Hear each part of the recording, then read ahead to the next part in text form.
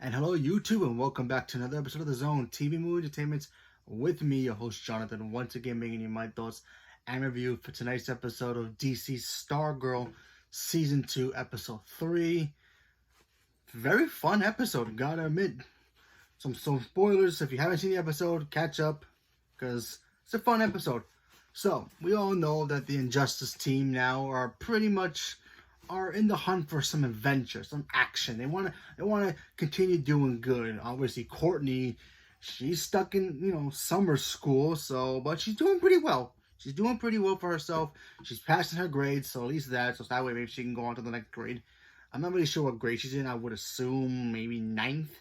Not too sure. Anyway, so they decide to start making some plans to try to figure out a way to stop the Shade before he starts causing trouble. Why he's in town, they don't know. They find it suspicious. Pat finds it suspicious. So they all come up with a plan to pretty much figure out a way to stop him. That's going on. You have, I think, Pat's son. I keep forgetting his name. Dugan? Anyway, Pat's son, he ends up getting, he has a paper route. So he's doing his summer job, having some fun. He has some bullies picking on him as well. So, typical summer school kind of like summer vacation kind of like story where a kid, he has some kind of job, he gets bullied, and then something happens to him, something good or something bad, depends on what the story is. But anyway, in here his son ends up accidentally activating Thunderbolt, the pink pen that we saw in last season, that they were pretty much teasing us in last season, saying that it was too dangerous to use, and we weren't really sure what it was. A lot of people thought maybe it was a weapon, a blaster, or something. But the Thunderbolt character is actually a kind of like a genie.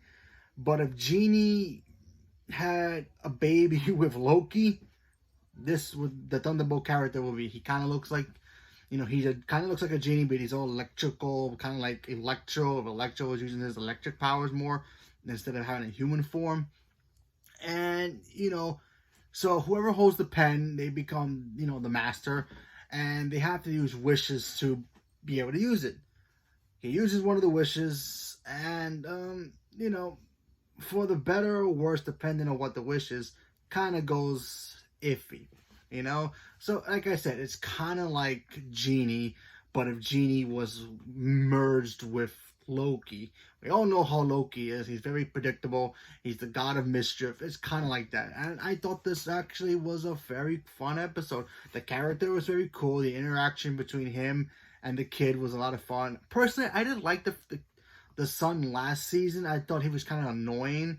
But you know what? In this episode, he kind of matured away.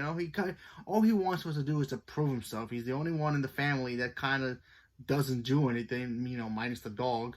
The mother knows everything. She kind of helps somewhat because she's the one who found out about the Shade anyway. And the son, he just feels left out. He wants to be a part of the team. His father is very overprotective with him and doesn't want him to be getting hurt or anything. Sure, he stopped Icicle in the last season, spoilers, but he still doesn't believe that he's capable of helping out the team in the way that he wants to help. He wants to be a superhero. He wants to have a bond relationship with his new sister, which is Courtney. So, we got to see all that. I thought that was pretty cool. We got to see the Shade do his thing. He got powers using darkness, shadows. He tried to capture the team, saying that, hey, you stay away from me, I don't bother you. So pretty much threatened them when they actually literally went into his house uninvited. And I thought that was pretty interesting. One little thing that I did not like about this was the fact that they kind of jumped the gun when it came to fighting the Shade. Yeah, sure, he's in town, but he wasn't really doing anything per se. Sure, he went to Courtney's mom to get information about the magic stuff he was looking for, and I think I was right. I couldn't remember if I said it last week or before. I thought he was looking for the wand, Abracadabra's wand, but he was actually looking for Eclipse. Sorry, I keep butchering the name. Anyway, he was looking for the star, the black star thing. Made sense. Why? No idea.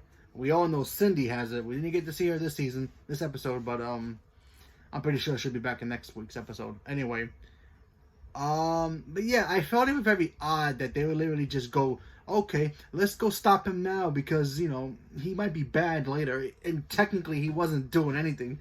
So you have Pat and the kids literally walking around in superhero costumes with a grown man.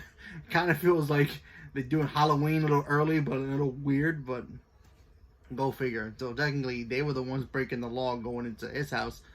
Obviously, Shade attacked them too, so, you know, I just found it very odd that they jumped the gun a little bit too early, even though technically the Shade didn't do anything until they provoked him, so what are we gonna do? Oh yeah, by the way, the ending was pretty cool. It looks like he had like a box that contained the black crystal, the Shade, and he tried to find a way to, I guess, locate it. He might have, not too sure, but it ended with him trying to find it, and also Beth pretty much got Chuck to kind of activate again, and he said that, oh yeah, he's coming, Eclipto is coming, and then it just ends there. So, interesting episode, very fun as well. I like the whole dynamic with this Thunderbolt character. I thought it worked really, really well. He has some rules, but, you know, like all kind of genies, I guess you have all kind. I guess there's no limits to his wish power, but I thought that was pretty cool how he bonded with the kid. Even though I didn't like him in the first season, he's starting to grow on me in this season. So let's see how he progresses. You know, Cindy wants him for something. We have no idea why.